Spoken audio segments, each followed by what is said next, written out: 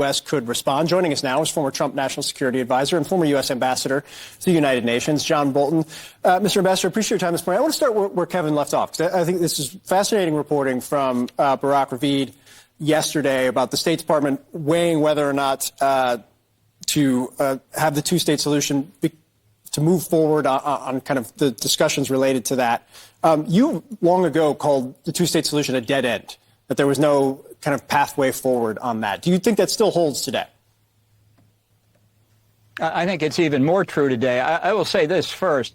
If Joe Biden wants to lose the election this November, go ahead and recognize a Palestinian state. Go ahead. Make Donald Trump's day.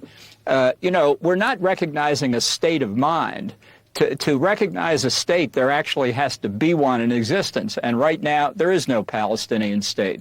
The British Foreign Secretary said something very similar to what the White House is leaking.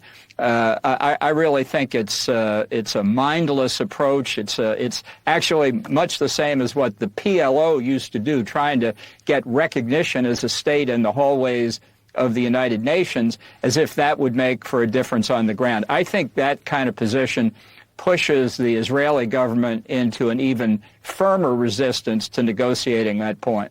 Do you think that the British foreign minister floating it coming out of news reports here could also be an effort to try and kind of reestablish a relationship that I think has gotten a little bit off kilter when it comes to where the prime minister, some of his further right ministers have been, and how they've responded to U.S. requests over the course of the last several months?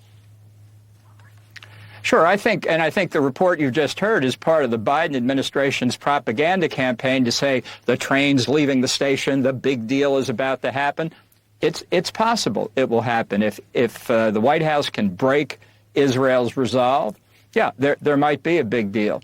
The difference, I think, is that the Biden administration is so gravely concerned about its political prospects in November, it's nearly paralyzed about what to do about the larger conflict. It simply will not recognize what has been obvious, I think since October the 7th, that the cause of these conflicts across the Middle East today is Iran. And because it won't admit that, its strategic response, the Biden administration's strategic response, is increasingly incoherent. Do you believe that Iran has complete command control over all of the proxies in the region?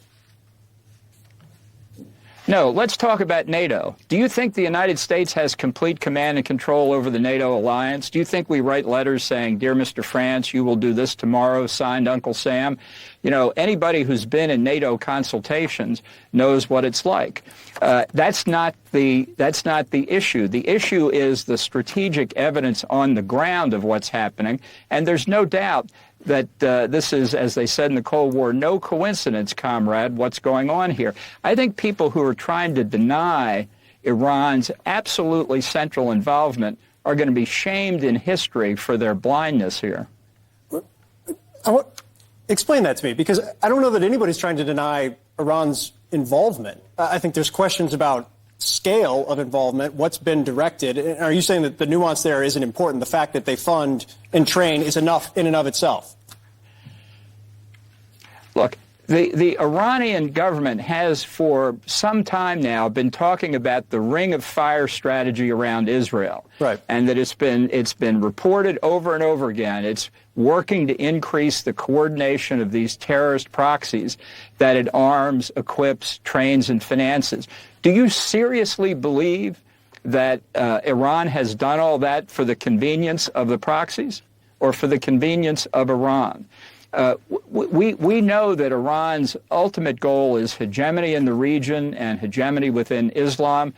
We don't know exactly what the goal is with this operation, but it is inconceivable that this is not all part of the ring of fire strategy. And so when we see the administration, for example, as one of your reporters earlier today said, that Iran was surprised at the attack at At-Tanf.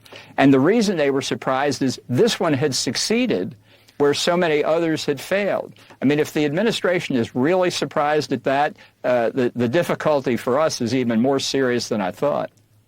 I guess the big question comes down to, at least the way you're laying things out, is the only option appears to be to strike Iran, in your view. Is that a fair assessment of things? Well, let's try and get back to basics. I think what the administration is worried about is the conflict. They talk endlessly about not wanting a wider war, not escalating it. Right. The conflict is not the main issue. The main issue is the cause of the conflict. The conflict is a manifestation of the problem, and the problem is Iran. In this particular circumstance, Iran has crossed an American red line. They have killed 3 Americans. They have paid no penalty. They have incurred no cost for any of the violence in the region, not for the Hamas violence, not for what the Houthis are doing, not for what Hezbollah or the Shia militia have been doing. I don't think Iran will believe that the United States is serious, especially given all this diplomatic hand-wringing we see from the White House, until Iran itself begins to pay some cost. Now, I'm not saying that an initial attack on assets in Iran has to be regime threatening. In fact, I would say the contrary. But there are many, many kinds of locations that could be hit that shows the mullahs in Tehran, they could say whatever their red lines are, they're not going to dictate our response. They have assets and infrastructure in Syria in particular, but also in Iraq as well. Is that not adequate? No, I don't think it is. Look, the fact is that they feel they can range at large, not just killing Americans in Syria and Iraq, but threatening American citizens like Masih Alinejad, like Salman Rushdie, right. like former government officials. And they can do it because they feel not at risk. They are not deterred by the United States. So if you want to reestablish deterrence, there are ways to do it. The Biden administration is paralyzed by its unwillingness to see this reality. And I would just make one final point here. Iran's behavior right now is objectionable in so many ways.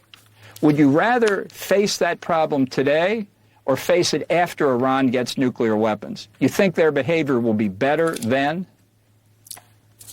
I think the administration would say it's a question of calibration, and the front end might be a lot easier than trying to figure out the back end when it comes to a direct strike. And that is obviously a debate that continues ongoing. I think that's exactly. Yeah, no, and I understand where your perspective has long been. That's exactly what they would say. And you know what that reveals? That reveals what Winston Churchill called the confirmed unteachability of mankind, the unwillingness to act when the cost will be low and deferring it until the cost for us gets potentially much higher. Understand your point. Certainly understand your perspective. I think the last couple of decades have, unfortunately, when it comes to these issues, led people to pause in situations like this. John Bolton, we appreciate your time, sir. Thank you. Thanks for having me. Yeah, it's such an important debate to have with